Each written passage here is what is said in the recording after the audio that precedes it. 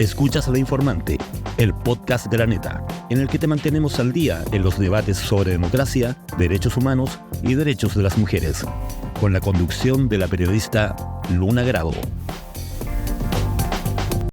Hola a todas, todos, todes quienes escuchan La Informante. Mi nombre es Luna Grado, soy directora de La Neta y también la conductora de este podcast que ya llevamos unos 16 capítulos, así que nos han acompañado en un largo proceso. Para el episodio de hoy me acompañan Francisca Millán, quien está aquí al lado mío. Ella es socia abogada del estudio jurídico feminista AML Defensa de Mujeres. Bienvenida, Francisca. Hola, muchas gracias. Y al otro lado está Mónica Maureira, quien es periodista y es representante de Chile para el mecanismo de seguimiento de los compromisos de la Convención Belén do Pará. Bienvenida, Mónica. Muchas gracias. Y bueno, para este episodio queremos hablar de un tema que últimamente ha estado harto en agenda, probablemente siga en agenda cuando este capítulo sea publicado, que es el tema de la violencia sexual. Hemos visto denuncias de alta connotación pública últimamente, el caso Monsalve, vimos el caso de Valdivia, anteriormente tuvimos el caso de Macaya y así distintos casos, pero más allá de centrarnos en estos casos que obviamente son de alta relevancia y son importantes de discutir, queremos hablar un poco de que la violencia sexual es muy amplia, muy generalizada y afecta principalmente a mujeres y niñas. Entonces, antes de partir con el tema, entregar solo algunos datos en este capítulo. Según los datos de la Subsecretaría de Prevención del Delito, durante el 2023 se reportaron 4.477 casos policiales de violaciones y 14.400 casos de abuso y otros delitos sexuales. Entonces hay una estimación de que se registran más de 51 agresiones sexuales al día en Chile.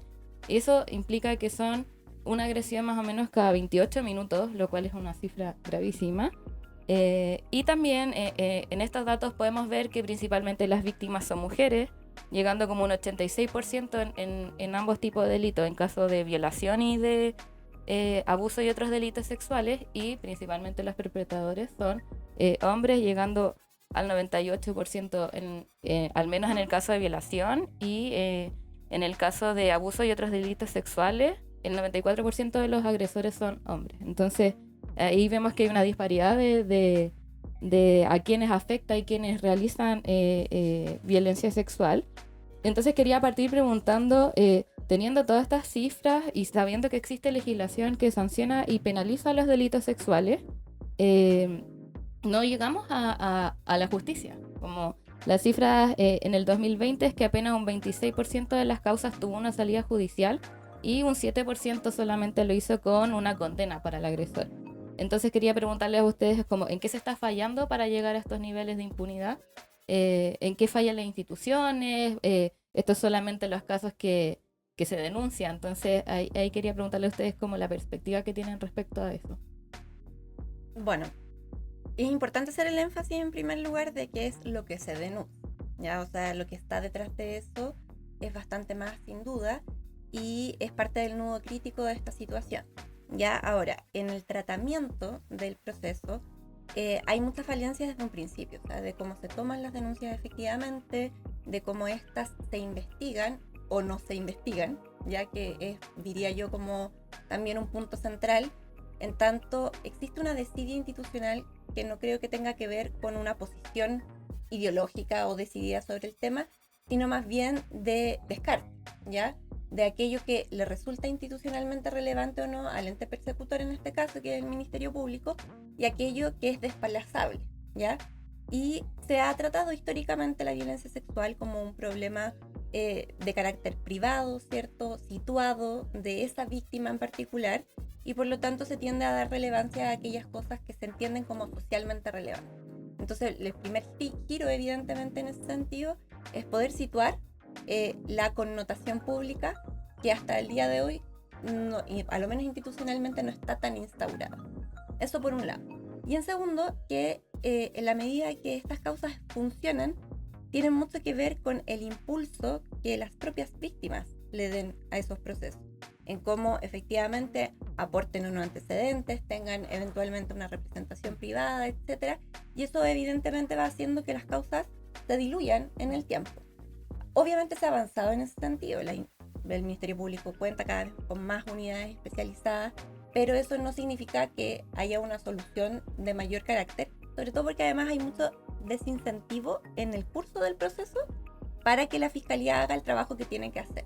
Hay como un círculo bien vicioso, ya en el creer que no tengo la prueba suficiente, entonces no me va a ir bien en un tribunal, entonces no voy a juicio, en vez de buscar una forma adecuada de si convencer al tribunal, y si es que el tribunal en definitiva va a absolver o no, que sea el tribunal el que absuelva y no la fiscalía la que decida no intentarlo, ¿cierto? Por estas razones que están súper cruzadas por incentivos de meta, bonos, etcétera. O sea, hay como un sistema bien viciado de cómo decido ir a juicio, que es lo que termina en, como tú dices, ¿cierto? Salidas judiciales tan bajas, tan poca cantidad, porque todo lo demás muere administrativamente por todas estas razones antes.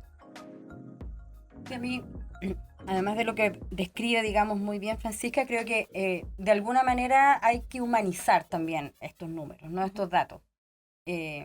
A mí en ese sentido me llamó mucho la atención el estudio que hace Miles a propósito de describir un poco cuál es la situación de violencia sexual que viven las mujeres que se enfrentan, por ejemplo, a un proceso de aborto o de violencia sexual, que es un proceso que igual se ha descrito anteriormente, y que tiene que ver con quiénes son los perpetradores finalmente. Y en ese sentido son personas que de alguna manera tienen una vinculación afectiva con la familia, tienen un poder, ¿cierto?, en la familia o en la institucionalidad, digamos, donde de alguna manera se está ejerciendo la violencia sexual, y eso de alguna forma también hace muy difícil que las mujeres se enfrenten no solamente al proceso de denuncia, donde también se enfrentan a la institución que tiene, como bien describe, ¿cierto?, Francisca, ya unos sesgos instalados o procedimientos que hacen más difícil que la mujer denuncie, sino que también se enfrentan a esta supuesta red afectiva, emocional, que debiese apoyarla, donde también hay prejuicios, ¿cierto?, una red que quizás no funciona y no opera como debiese operar, donde hay una naturalización y una normalización de este tipo de violencia.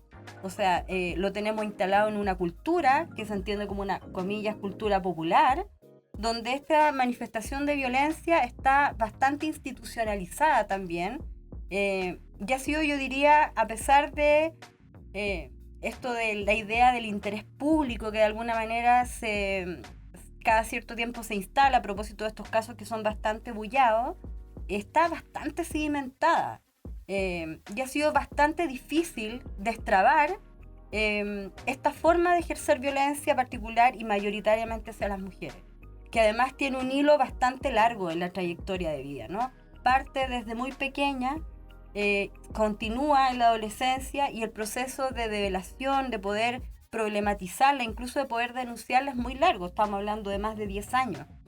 Y esto en las instituciones, como los casos que hemos conocido, instituciones muy masculinizadas o donde la jerarquía de poder es muy marcada, ¿cierto? O donde hay sujetos que tienen un poder muy férreo o mucho control en su entorno, también no solamente hace difícil la denuncia, sino que se genera, ¿cierto?, una suerte como de protección ante el perpetrador, claro, o ante el agresor, que prácticamente se ve como una suerte como de silenciamiento, ¿no?, ante el entorno, y una protección ante el agresor que nuevamente termina naturalizando una conducta que debiese ser sancionable, digamos, no solamente por el entorno, sino que por una institucionalidad que es el Estado, que entre otras cosas está, digamos, sujeto a garantizar, digamos, una vida libre de violencia hacia las mujeres y hacia las niñas. Sí, y en ese sentido igual lo que ustedes mencionan hace que como que hay un desincentivo a denunciar también. Por eso hubo, recuerdo para las movilizaciones feministas, como tanto el uso de la FUNA, porque no hay confianza en las instituciones también, no solo en las de justicia, sino por ejemplo en las universidades, en los liceos. Recuerdo que Mónica, justo en la presentación de ese estudio de Miles que mencionas, tú también decías, no funcionan cosas administrativas también, no solo de los tribunales de justicia o de la fiscalía, de la policía. Hay como el resto de las instituciones funcionan también. Sí, hace unos años atrás nosotras participamos en un estudio para el Poder Judicial sobre acceso a la justicia, en el que nos tocó caracterizar cómo funcionaban este tipo de procesos de violencia en contra de las mujeres, para poder precisamente distinguir los obstaculizadores. Y son de todo tipo. De partida, muchos de naturaleza ya más social y cultural, como un poco lo que decía Mónica, ¿cierto? De los entornos, para efectos de tomar decisiones como denunciar, pero también que operan y se arrastran en toda la institucionalidad. Entonces, desde el momento de la denuncia en adelante, vemos cómo se expresan, ¿cierto? Los cuestionamientos, los estereotipos, la poca disponibilidad, en definitiva, el cuestionamiento, no solamente a aquello que se está denunciando, sino que a que la decisión de denunciar esté siendo la acertada, ya en que esa institucionalidad que se supone que está precisamente para eso, tampoco muestra ser muy confiable ni en sí mismo, ¿ya? Como, pero ¿para qué va a denunciar? Si pasó hace tanto tiempo, si no tiene pruebas, esto va a quedar en nada. Cosas que escuchamos desde carabineros al momento de tomar la denuncia en adelante. Fiscalías incluso, que actúan de manera disuasora, supuestamente con un interés cierto de ayudar a la víctima, pero que de alguna manera, lejos de dar herramientas para sostener los procesos, los desincentivan efectivamente. Y también cosas operativas que son súper complejas, en cómo se dispone del proceso, en cómo se entrega la información, cómo se agendan las audiencias, la poca comunicación que pueda existir o no entre estos órganos con las víctimas, etc. Entonces, si a eso le sumamos que pareciera que el proceso solamente va a profundizar niveles de daño, de efectos colaterales, ¿cierto?, en tus entornos, porque precisamente gran parte de las ocasiones los agresores son personas conocidas, ¿ya? En el caso de menores de edad es aún más dramático. En la gran mayoría de los casos son personas del contexto familiar o muy cercano o espacios escolares, etc. Y en mujeres adultas se replica más o menos en la misma lógica. Por lo tanto, el impacto social que tiene en la vida cotidiana es demasiado alto como para más encima someterse a algo que no va a resultar en nada concreto, que en general es la persecución de una condena, por ejemplo. Nosotras en el estudio jurídico lo que hacemos es trabajar desde un enfoque distinto para no condicionar en el fondo el aporte del proceso al eventual resultado, sino que al hecho de hacer el proceso, porque a las mujeres en el fondo esto nos invita a preguntarnos, bueno, ¿y vale la pena? Y la pregunta que creo yo que debiéramos hacernos es, ¿vamos a renunciar a nuestros derechos? O sea, ¿vamos a ser así de complacientes con la institucionalidad que porque no funciona, vamos a dejar de exigirles que lo hagan? ¿Ya? Y en cómo yo saco el problema de mí misma y lo llevo a la institucionalidad para que por último sea la institucionalidad la que falle, también puede ser un ejercicio de alta resignificación. Súper interesante ese punto de quitar la culpa de una a la institucionalidad. Absolutamente. Claro. Y además la institucionalidad, que no solamente puede ser lo penal, digamos, puede ser otros procesos de resignificación y de reparación. O sea, yo pienso, por ejemplo, lo que está pasando en Francia, o lo que pasó en Francia con Giselle Pelicot. Yo creo que el proceso de reparación de ella, más allá de ir a buscar, ¿cierto?, la justicia en lo penal, tuvo que ver con decir, yo voy a exponer este caso en lo público y voy a mirar a mis agresores y voy a hacer que esto sea público y que todo el mundo sepa mi historia y que todo el mundo vea quiénes fueron mis agresores. Eso fue parte de su proceso de reparación. Ahora, eso no implica que les vamos a exigir a todas las víctimas o a todas las sobrevivientes que hagan lo mismo. Pero yo creo que eso es una parte. Ahora, mi pregunta es, ¿qué hubiese pasado si ella no hubiese sido una mujer adulta? ¿Qué hubiese pasado si yo hubiese sido una mujer joven? ¿Qué hubiese excedido eso?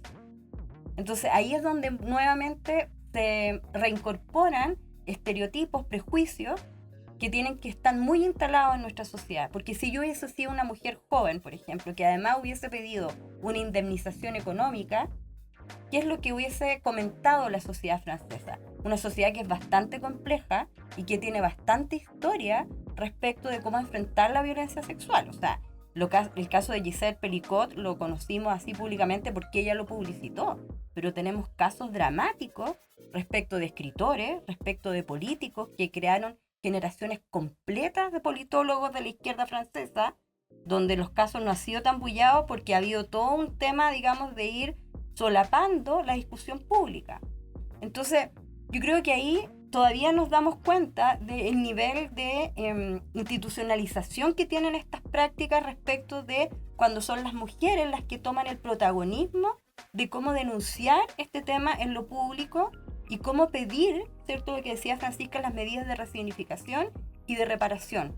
Porque hay un catálogo, ¿cierto? A nivel de, comillas, el sistema interamericano, por ejemplo, de derechos humanos, que a mí me permite exigir ciertos niveles de reparación, que no solamente es lo penal. Yo también podría pedir una indemnización civil respecto de mis daños. Pero cuando esto tiene que ver con violencia sexual, ¿cómo se lee en términos sociales, ¿cierto? Cuando se trata de una violencia sexual. Claro, ahí habría mucho más cuestionamiento. Sí, en ese sentido, las dos lo mencionaban, esto de que la violencia sexual se ve históricamente como un asunto privado. Quizás hemos avanzado en verlo como algo más público, por ejemplo, con el caso de Giselle, el Me Too, por ejemplo, o las movilizaciones feministas del 2018, sí. Se ha avanzado en pensarlo como algo que no es que pase solo entre parejas o que se tenga que resolver entre la pareja, en la casa, en la familia. Se ha hablado como algo de interés público. Pero ¿ustedes creen que a nivel como de sociedad se sigue pensando, o sea, se piensa en esto, se piensa que es algo que debemos como la sociedad entera involucrarnos en avanzar en que esto no suceda, o sigue siendo como algo como muy específico, muy de casos particulares que debe resolverlo solo la justicia? Mira, yo creo que se ha avanzado un montón, no sé si en el camino correcto, ¿ya? Pero sí creo que la sociedad tiene mayor conciencia respecto de la gravedad. El problema es que no se han desarmado completamente los estereotipos en torno a la violencia sexual, entonces la encontramos grave. Si tú le preguntas a cualquier persona, le parece grave la violencia sexual.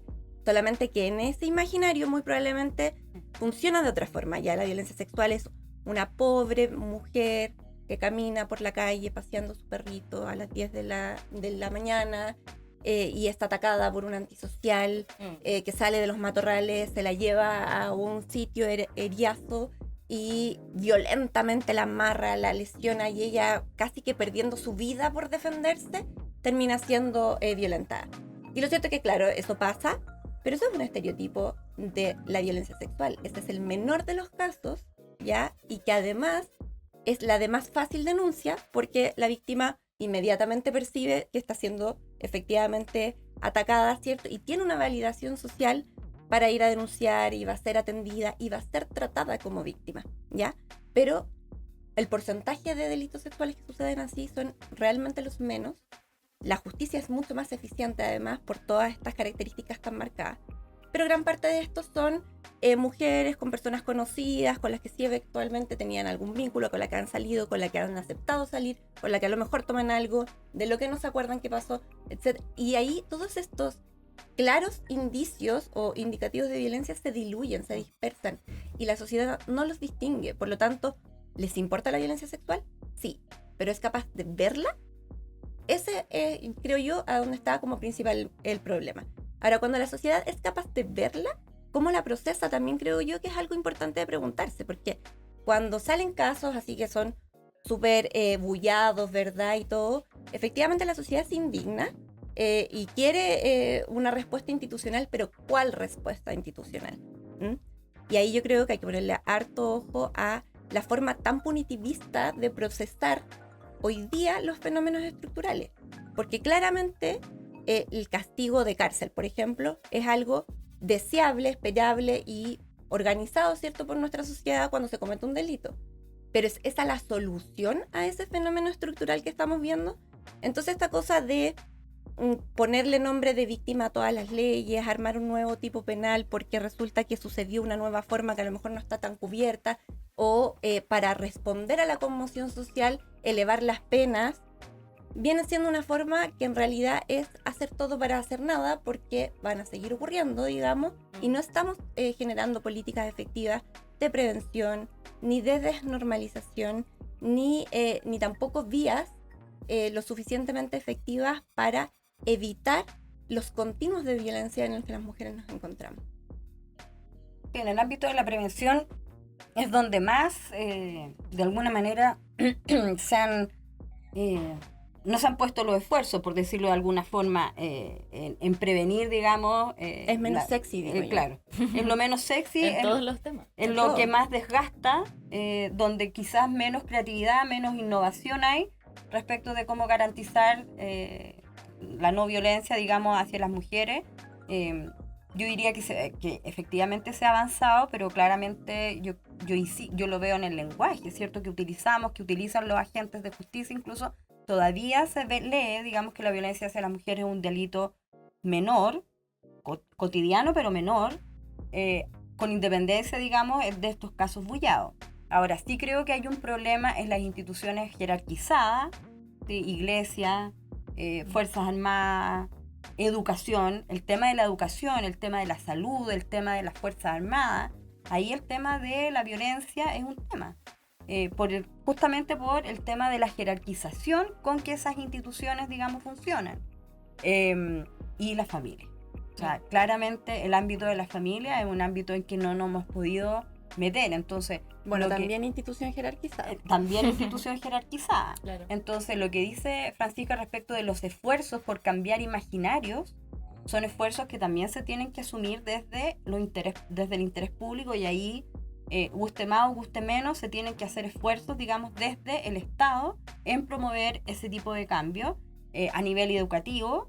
Pero cuando digo a nivel educativo, no solo es que la institucionalidad llamada educación, le hace Ministerio de Educación, tenga que hacer esfuerzos, sino que esto se tiene que permear en el área de la salud, en el área de la protección social, digamos. O sea, se tiene que este recurso tan usado de la transversalización se tiene que hacer realmente efectivo para que podamos ir cambiando, digamos, estas prácticas, y además procedimentarlas, porque el tema de lo administrativo y de los procedimientos administrativos no es menor, ¿sí? Yo voy a insistir, digamos, en que tenemos un ejemplo bastante cercano de que quizás si hubiese habido una capacitación y una sensibilización, digamos, quizás correcta y adecuada, ciertas alertas hubiesen funcionado respecto de un caso institucional, claro, digamos, en una subsecretaría aquella, digamos, ¿no? O sea, yo creo que sí. Podrían haber habido herramientas antes. Podrían haber habido herramientas antes, ¿no? Si yo tengo una comunidad sensibilizada respecto de las situaciones de violencia, ¿cierto? De las situaciones de acoso en un centro de trabajo, obviamente yo tengo alertas. Yo puedo generar alertas, ¿cierto? O sea, yo desde afuera puedo mirar ciertas alertas, ¿sí? Y tener como la institucionalidad para respaldar esa alerta. Exactamente, para poder respaldar esa alerta, saber a dónde recurrir, a qué personas llamar, dónde escribir, cuáles son los puntos éticos a los que yo puedo recurrir, ¿sí? Yo puedo prever, pero no sabemos qué pasó ahí, Claro. ¿sí? Bueno, ahí hay otra serie, digamos, de elementos que podemos discutir más adelante, digamos, pero creo que hay elementos a los que uno puede recurrir en términos administrativos para poder prever ciertas situaciones de violencia al interior de las organizaciones. Pero tal como dice Francisca, el tema de la familia es un tema particular donde no hemos podido, yo creo que, permear lo suficiente, porque es ahí donde se cometen lamentablemente la mayoría de estas agresiones. Y ahí hay que hacer un trabajo, yo diría que bastante intensivo respecto a los cambios en los imaginarios. Y súper complejo meterse en la familia. Por esto mismo de la violencia. Vamos a ir a la pausa y a la vuelta seguimos comentando estos temas y más respecto a la violencia sexual. Bueno, seguimos de vuelta en La Informante. Estamos con Francisca Millán y Mónica Maureira hablando sobre los casos de violencia sexual, los procesos de denuncia, cómo se avanza en prevención. Y antes de pasar a otros temas, me gustaría retomar algo que hablamos al último en la primera parte, que es sobre el tema de la prevención y cómo avanzamos en prevención. Y específicamente quería preguntarles en qué idea se puede avanzar para la prevención, sobre todo en las familias, que es donde ocurren los mayores casos mencionaban ustedes, y es una estructura muy difícil de acceder a ella. O sea, hay sectores en los que es la familia y el Estado no se mete en mi familia, ni el gobierno, ni nadie. Entonces, ¿cómo se puede avanzar en prevenir y en evitar que esto siga pasando? Yo creo que lo que refiere a la familia es lo más difícil de todas las instituciones en el fondo, precisamente porque está muy romantizada, ¿ya? Y porque se vuelve un espacio que, funcionando bien, es efectivamente el espacio de mayor protección, confort, resguardo, etcétera, y las lógicas familiares y comunitarias tienden a ser aquellas que proveen de mayor seguridad, estabilidad y contención a quienes le componen. El problema es que cuando no funcionan, no tienen ninguna clase de regulación, por decirlo de alguna forma, evidentemente, ni tampoco sistemas de alerta que sean adecuados. Y ahí yo creo que es donde entra de manera tan importante todos los otros espacios comunitarios que interaccionan con la familia, como los SFAM, los colegios y todas las cuestiones de esa naturaleza, para poder advertir de manera clara y temprana aquellas dinámicas que pudieran estar siendo disruptivas. Hoy día existen muchas formas en las que el Estado está llamado a intervenir.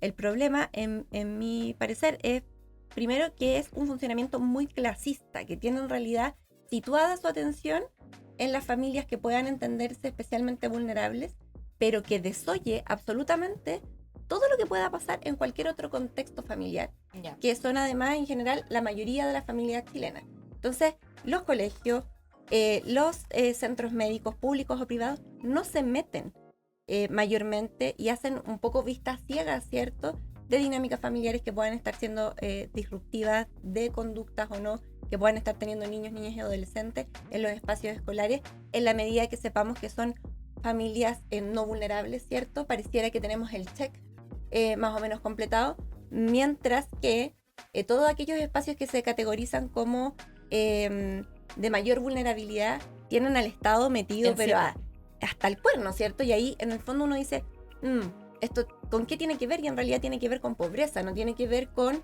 mirar a esos niños efectivamente, proteger sus derechos efectivamente, etc. Y claramente es algo que se replica en toda clase socioeconómica, cultural, etc. Por lo tanto, cuando no estamos viendo eso, estamos mirando a un porcentaje muy limitado, acotado de familias con una lupa, con una sospecha, y todo lo demás un poquito a vista gorda. ¿Ya? Entonces yo creo que ahí la lógica de qué estamos mirando es algo que hay que cuestionar un poquito más. Y también, obviamente, en acompañar de una manera más, tal vez, constructiva, porque hoy día también esa llegada es nuevamente muy castigadora. O sea, yo advierto X cosa y a todos los procesos bajo el mismo lente cuestionador y castigador, y no acompaño tal vez adecuadamente desde un primer momento para dar herramientas suficientes, por ejemplo, para detectar tempranamente si un niño o niña está siendo víctima y poder tener herramientas también para eso. O sea, pensémoslo así, si estamos bajo una lógica familiar más convencional, que son todavía la mayoría de las familias, y vemos que hay una mujer que tal vez depende económicamente de quién es su agresor, el agresor de sus hijos, también el rango de movimiento es bien escaso. Entonces, la manera de generar red para que esos espacios puedan ser movilizados también creo yo que es bien importante. Sí, ahí Francisca mencionó un término que es bien interesante, que es el tema de las alertas tempranas. Sí, yo creo que el tema de las alertas tempranas debiese ser un concepto que ya debiese empezar a instalarse en los sistemas de salud, en los sistemas educativos, a propósito de describirlas, digamos, como factores que se puedan, digamos, traducir en todo aquello, digamos, que pueda ir evidenciando cuáles son las características de los niños, niñas y adolescentes que pudiesen eventualmente estar siendo vulnerados o vulneradas en sus derechos a propósito de temas de violencia sexual. Yo creo que eso es algo que debiese estar descrito en todos, digamos, el ámbito de la salud y el ámbito de la educación, casi que como un decálogo, por decirlo de alguna manera, que permitiera, digamos, a los profesionales, y no solamente a los profesionales, sino que también al funcionariado que trabaja en esos espacios, poder estar atento, digamos, a esta una realidad, porque ya como los datos lo dicen, ¿no? Las cifras son bastante abultadas de solo lo que sabemos, claro, porque claramente hay un número que estamos desconociendo. Pero por otro lado también, pese a la resistencia, digamos, de algunos sectores políticos y sociales del país, yo creo que hay que insistir, digamos, en el tema de la educación sexual integral como un elemento, digamos, que es a todas luces preventivo respecto de cómo ir instalando desde las edades muy tempranas, ¿cierto?, esta idea de el autocuidado, el reconocimiento, digamos, de el cuerpo, el tema de la autonomía, ¿cierto?, de las propias libertades, en un lenguaje obviamente y en niveles de aprendizaje propio de cada edad, pero como un elemento protector. O sea, no solamente como un elemento de protección y de reconocimiento de derechos, sino que también como un elemento protector respecto a un otro, pero también respecto a un otro que también puede ser esa persona que es muy cercano a mí y es afectivamente muy vinculado, ¿cierto?, a mi entorno, como puede ser mi padre, mi abuelo, mi hermano, mi primo, etcétera, ¿no? Entonces yo creo que hay que insistir en aquello y tenemos algunas luces, digamos, de elementos normativos que ya nos encaminan hacia aquello. Yo creo que el tema de que la ley 21.675, es decir, la ley integral, ya, digamos, haya ganado esta idea de la educación no sexista, ¿cierto? Que hayan obligaciones especiales en el ámbito de la educación o que hayan obligaciones reforzadas, nos están abriendo ciertos espacios como para poder ir de alguna manera generando, ¿cierto?, una ruta, una arteria ahí abierta que nos permita ir generando esa conversación que yo diría que debiese ser más acelerada como mecanismo preventivo para aquello. Y yo creo que también hay una responsabilidad de los medios de comunicación. Sí. Yo creo que ahí hay un tema más allá, digamos, de lo que se pueda estar reproduciendo. Yo creo que hay un llamado más bien en términos formativos a las escuelas, digamos, de formación de profesionales de la comunicación, donde también esto se tiene que tomar como un elemento que debe estar incorporado, digamos, en los procesos formativos, digamos, claro, de quienes están a cargo de las comunicaciones, en el sentido de no seguir reproduciendo ciertos estereotipos, ¿cierto?, a través de las comunicaciones o de la generación de contenido, que siga sedimentando estos patrones, ¿cierto?, tan estereotipados respecto de cómo entendemos a la familia. Uh-huh. ¿Sí? Sí, yo de eso quisiera agregar una cosita, perdona. Sí. Que cuando se habla de educación sexual o educación no sexista o de educación sexual integral, se piensa siempre muy relacionado a la sexualidad y en realidad involucra como áreas de partida de lo sexo afectivo en términos más generales. Y creo yo que también es importante comenzar a hablar un poco más sobre la importancia de los vínculos bien tratantes en la infancia, porque hoy día no solamente tenemos el problema de que los niños pueden ser víctimas y no distinguir estar siendo víctimas por esta falta como de educación en ese sentido, pero también tenemos el problema sobre que esos niños aún o niñas aún distinguiéndolo, ¿qué hacen con esa información? Vivimos en una sociedad súper adultocéntrica en que los niños no tienen mucho espacio para expresar lo que sienten, lo que temen y lo que no, y cuando están en contextos que no resultan ser protectores, difícilmente van a llegar a un punto de develación, ya sea con quienes le cuidan o en los espacios escolares, porque tendemos a no ver a las infancias, a no ver lo que está pasando, lo que sienten, si es que cambian o no.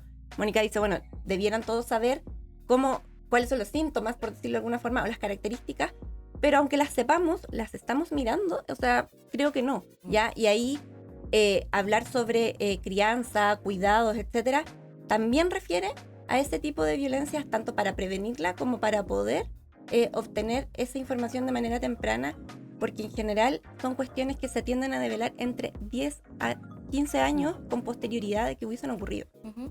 Sí, ahí a mí me gustaría agregar un punto. Hace un tiempo entrevistamos también en El Informante, invito a escucharlo, a Martín de la Sota, que es el fundador de Chile Necesita ESI, y él hablábamos en el programa que se habla de la educación sexual integral, claro, como una herramienta para identificar abuso, para saber a quién acudir, pero también él decía que la ESI sirve para no formar nuevos abusadores. Absolutamente. Claro, como de poder identificar, porque si lo mismo que mencionabas tú, como toda la sociedad tiene muy claro que si yo voy y ataco a una persona en la calle, estoy haciendo violento, pero hay otras formas de abuso que son más menos identificables, entonces que la educación sexual integral también servía en ese ámbito, no solo identificar si soy víctima, sino que si estoy teniendo conductas abusivas desde edad temprana.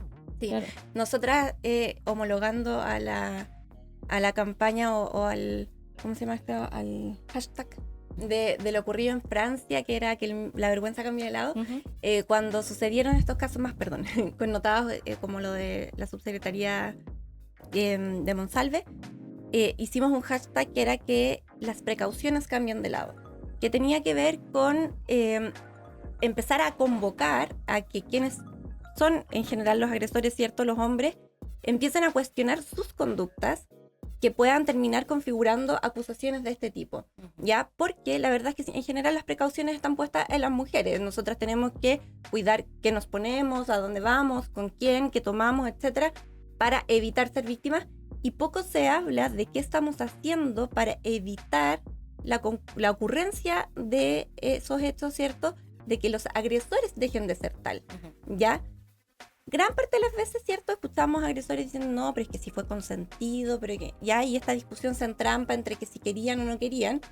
Y en muchas ocasiones yo me pregunto, a lo mejor en verdad no se lo cuestionó. O sea, a lo mejor en verdad cree que sí fue consentido. Claro. ¿Ya?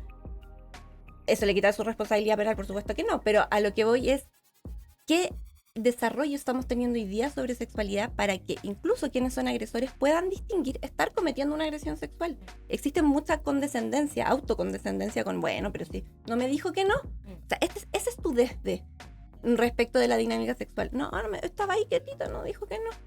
Listo. O sea, check. Entonces, ahí yo creo también importante. Nosotras hicimos una publicación y ya, para que usted no sea acusado de agresión sexual, 2 puntos. 1, si alguien ha bebido, no sé qué, ya, una lista.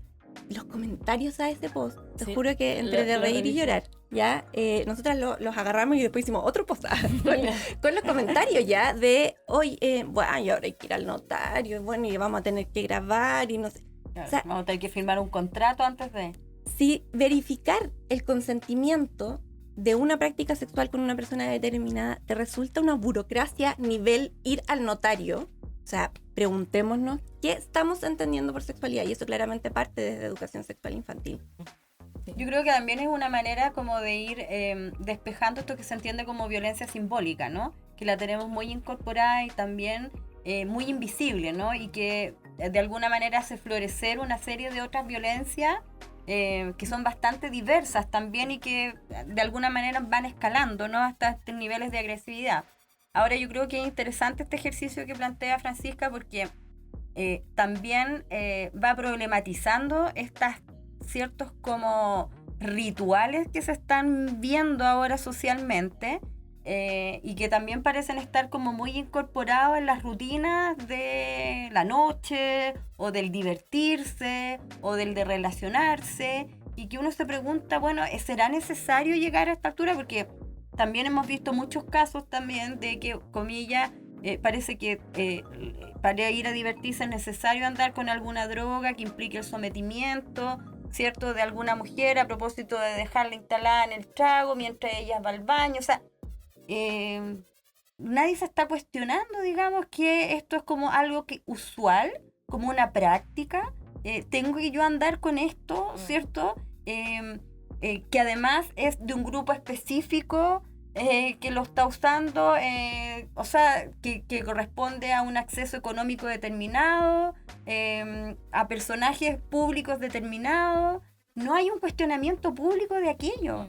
Y resulta que ya llevamos, yo diría que por lo menos 3 casos similares donde aparentemente las mujeres no están de alguna manera recordando lo que pasó, son situaciones más o menos similares, pero también ahí donde viene nuevamente como cómo se construye la discusión pública, porque acá no se construye esa problematización. Sin embargo, cuando pasa en el norte global, en Europa estábamos todos acá escandalizados con una situación más o menos similar, pero acá no la problematizamos. Entonces, nuevamente, ¿cuál es la responsabilidad que tienen la gente que construye opinión pública acá?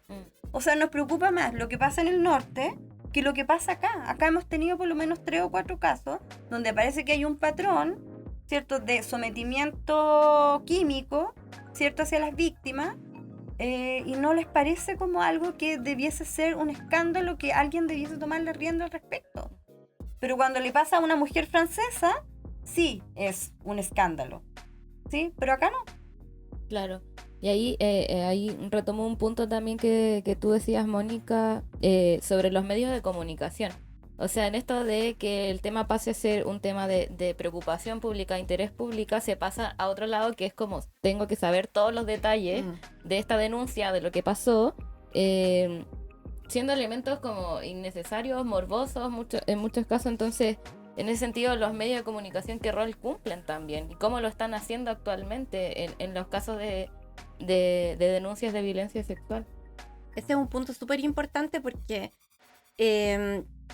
cuando hablamos de que algo es de interés público, no significa que sea algo que todos tengamos que saber todo lo que está relacionado a aquello, sino que porque tiene relevancia en lo que nos constituye como sociedad. Como sociedad nos hemos puesto de acuerdo respecto de que estos temas nos importan porque no lesiona solamente a esa persona en este momento específico, sino que a todos como sociedad. Ese es el punto. Ahora, ¿eso significa que porque a mí me interesa tengo que saber hasta de qué color eran los calzones? Por supuesto que no. Y ahí están los problemas de procesamiento de la información, porque una cosa es que sea algo relevante, algo de lo que queramos hablar, y que sea deseable que efectivamente se hable, ¿cierto? Y otra cosa es qué decimos al respecto. La conversación importante, por ejemplo, en este tema, en los casos que hemos conocido últimamente, está precisamente en cosas como la que decía Mónica, o sea, de qué manera estamos normalizando el sometimiento químico, por ejemplo, en este tipo de dinámica. O lo que estábamos hablando sobre cómo vamos a seguir justificando, ¿cierto?, que estas dinámicas responsabilicen a las mujeres, cómo nos vamos a empezar a cuestionar las prácticas sexuales, las lógicas sobre el consentimiento, qué tipo de conversaciones va a generar esto hoy día en las familias, que es súper típico, o sea, estamos viendo las noticias, estamos escuchando la radio, qué sé yo, genera conversaciones, pero ¿qué conversaciones va a generar? Ay, ¿por qué fue? ¿Y por qué se tomó eso? ¿Y por qué no sé qué? ¿Y a dónde habrán ido después? ¿O qué sé yo? ¿O vamos a hablar de, chuta, mira, creo yo que es importante en los trabajos tener tales y tales reglas en circunstancias de esta naturaleza, por inventar?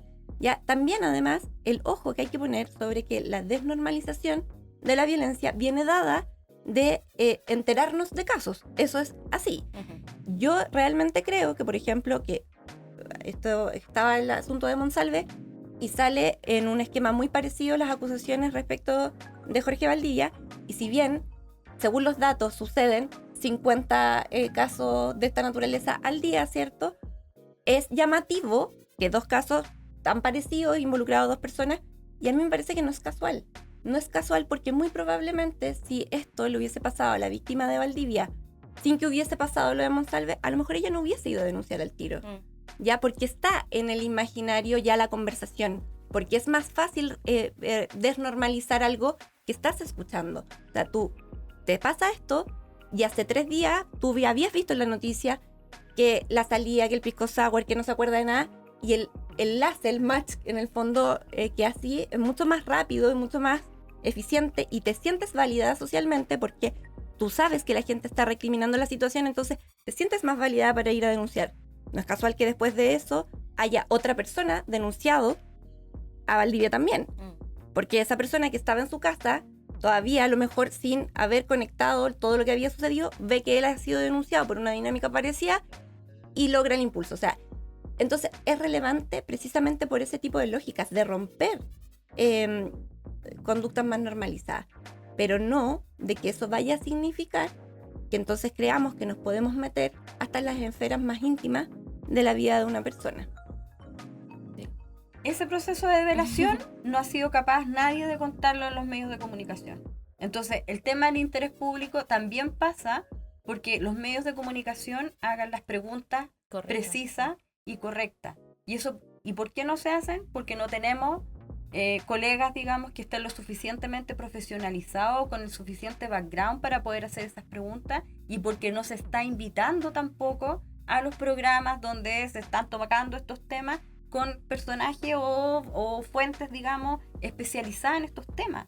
Y son fuentes recursivas, y son fuentes que no están especializadas, entonces son fuentes que siguen naturalizando, digamos, la violencia a través de la reiteración, digamos, de prejuicios en el propio lenguaje que están utilizando. Es decir, hasta exfiscales insisten en hablar, en vez de violencia sexual, en relaciones sexuales. Hasta las relaciones sexuales tienen una connotación de una relación que es consentida. ¿Cómo vamos a estar hablando de relaciones consentidas en los casos públicos que se están tratando? Entonces, yo creo que cuando ese lenguaje se ocupa en fuentes que están tan validadas, lo único que hacen es seguir reforzando patrones violentos en el discurso público. Entonces ahí hay una responsabilidad que tiene que ver con la institucionalidad que va produciendo y reproduciendo este tipo que son los medios de comunicación, que tienen una estructura mucho mayor, ¿cierto? No es solo el periodista, tiene que ver con equipos editoriales, Claro. los dueños de las empresas, etcétera, ¿no? Entonces ahí hay una responsabilidad que es muy clave respecto de cómo de alguna manera se va gestionando este tipo de difusión, porque también tienen un rol preventivo en cómo se va vehiculando ese tipo de contenido. O disuasivo. O disuasivo, porque en el fondo también llega a las casas, ¿no? Claro. Se instala en la conversación familiar y claro, y tiene este elemento de velador que también puede ayudar a un adolescente, que también puede ayudar eventualmente a una mujer que está viviendo este proceso y donde de alguna manera ya tenemos algunos canales que se pueden activar en nivel de protección o de denuncia. Y tenemos también más normas, tenemos más canales, digamos, donde de alguna manera se puede gestionar la denuncia o una red de protección que podría salvaguardar eventualmente una situación de vulneración de derechos. Sí, ahí ya como reflexión final, claro, queda mucho por avanzar, que creo que es la reflexión que hacemos al final de todos los episodios en todos los temas relacionados a derechos humanos, derechos de las mujeres. Sobre todo como en los puntos que tocamos, prevención, en poder hacer alertas tempranas, en también el rol de los medios y también como sociedad conversamos respecto a estos temas, en qué nos fijamos, qué cosas nos interesa saber, qué cosas no tendríamos por qué saber. Entonces ahí, claro, queda mucho por avanzar y agradezco mucho que estén aquí en el programa conversando sobre estos temas que... Claro, hemos visto que se han centrado mucho en el caso en específico y en escarbar en el caso, y no en que es un contexto generalizado. O sea, lo vimos, 51 agresiones sexuales al día es muchísimo. O sea, está pasando en este momento, entonces es bueno hablarlo con ese contexto y poder tomarlo el peso que tiene realmente. Entonces, dejamos la informante hasta acá. Estuvo muy buena la conversación, muchas gracias por participar. Les recuerdo a los y las oyentes que estamos en Spotify y en YouTube, que nos sigan en nuestras redes sociales, vamos a seguir atentas. No sé si quieren despedirse de nuestro programa. Sí, no, muchas gracias por la invitación y yo creo que la lección final tiene que ser el invitarnos a todos a reflexionar sobre los temas, más que a conversar sobre ellos, porque una cosa es que chismeemos sobre los casos, digamos, y otra cosa muy distinta es qué conversaciones se generan a partir de eso y cómo puedan ser un aporte para las víctimas que estén pensando en denunciar o que todavía no tengan tan problematizado en el fondo del asunto o que estén iniciando procesos judiciales, por ejemplo, y que esto pueda invitar a abrir conversaciones, no a cerrar el acceso a derechos que además tanto tiempo nos ha ido costando conquistar. Sí. Y bueno, yo agradecer el espacio y efectivamente este propio podcast se transforma en un recurso preventivo también y de sensibilización respecto a este tema. Así es que a quienes lo van a escuchar, le aprovechamos de pasar el mensaje de que lo reproduzcan, lo compartan y lo difundan, porque justamente va a ser una herramienta que quizás va a permitir sensibilizar, pero también ahí parar la alerta temprana justamente a quienes puedan estar viviendo un proceso similar. Uh-huh. Muchas gracias a ambas, nos vemos en un próximo episodio de La Informante. Esto fue La Informante por hoy. Búscanos como @lanetacl en redes sociales para esperar el próximo episodio. La Neta es un medio digital de Corporación Humanas. Este programa cuenta con el apoyo de IFA Civic.